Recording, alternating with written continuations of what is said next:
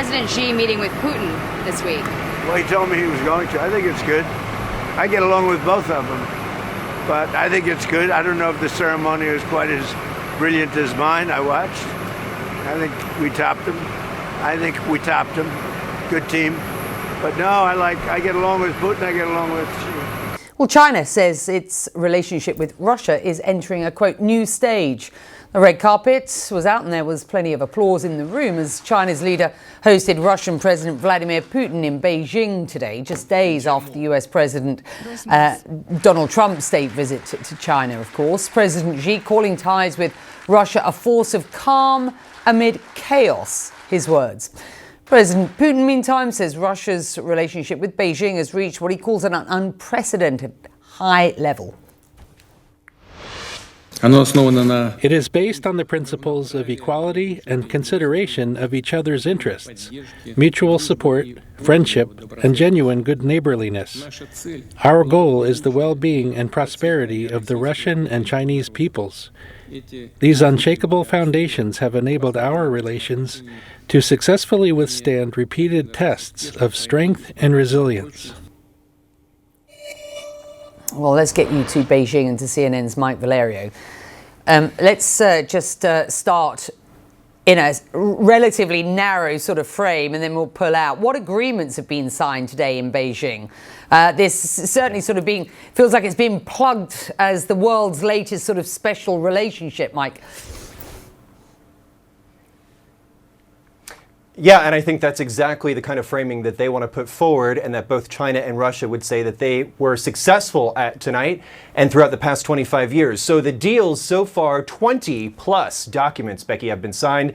But unfortunately, I come to the table. We don't know what the specifics are yet. They're both at tea right now, a late night tea, before Vladimir Putin goes back to Moscow. So we think that we'll know the specifics of those deals, ranging from AI to energy cooperation, more economic cooperation as this thing wraps up. But, you know, again, why they are here, this is to celebrate the 25th anniversary of really the friendship treaty between Russia and China. If you're a student of history, if you lived through it, you know that relations between China and the then Soviet Union in the 60s especially were at a nadir, and they decided in 2001 to venture through this new partnership together. And what we see, the imagery and the pageantry, these are both nations saying to anyone in the global south or throughout the global community, if you are not satisfied with American and Western leadership, these are Russia and China trying to project an alternative counterweight to American leadership. So what we've been able to discern so far through the joint statements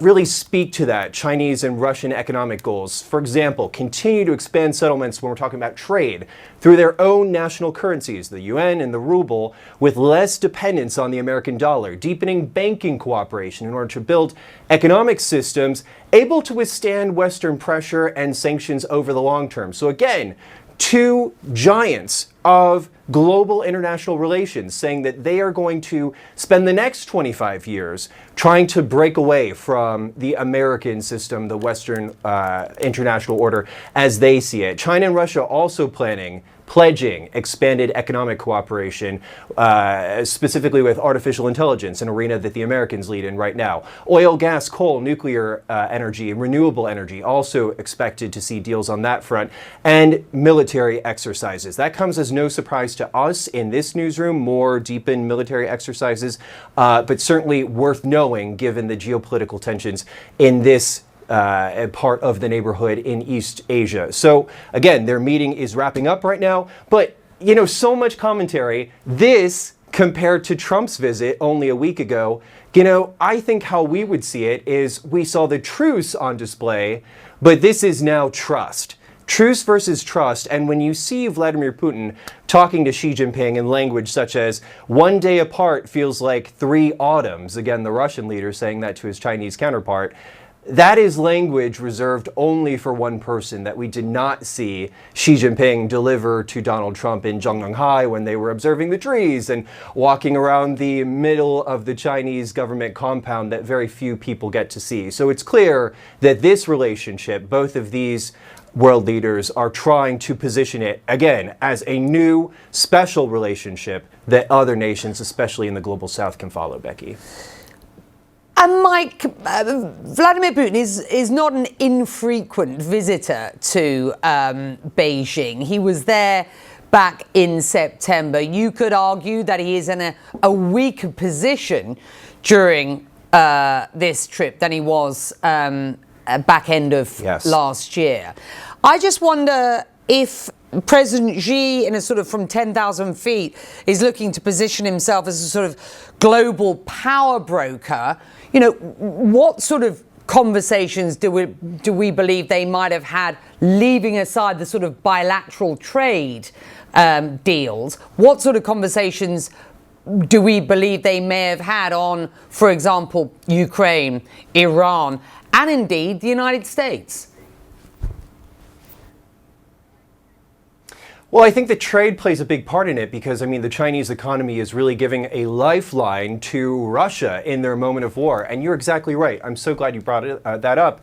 Our CNN reporting from our colleagues in Kyiv and especially Moscow really conveying since the earlier part of the week that drone strike with more than 500 drones going into the Moscow region, showing that this certainly is a new chapter for the war in Ukraine, where Ukraine right now is gaining more territory than Russia is amassing. So it remains to be seen. China's walking a very careful line. They're trying, as I'm sure you've been able to intuit from what they say at the United Nations, what they say from the Ministry of Foreign Affairs up the street, that they, in this conflict, are ostensibly a neutral party, walking a very tight, careful line, trying to say that they respect the sovereignty of all nations. But Ukraine would certainly take issue with that, saying that, you know, paraphrasing for the sake of our conversation, you can't bankroll Russia's economy and say that you're standing up for our sovereignty. So stand by. I'm not going to speculate on what conversations are especially happening with Ukraine. Iran, though, could be interesting because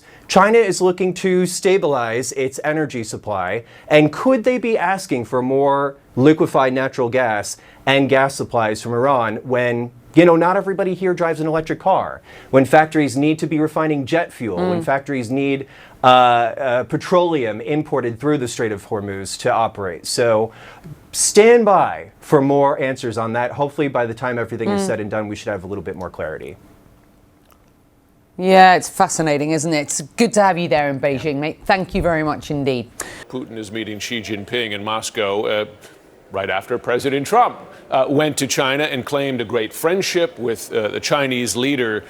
Given the messaging we're hearing from Putin and Xi about an unprecedentedly high level of relations immediately following the Trump summit, is that a deliberate message from China as to who China's real friend is, and that Trump's claims of a special relationship with China just don't have basis?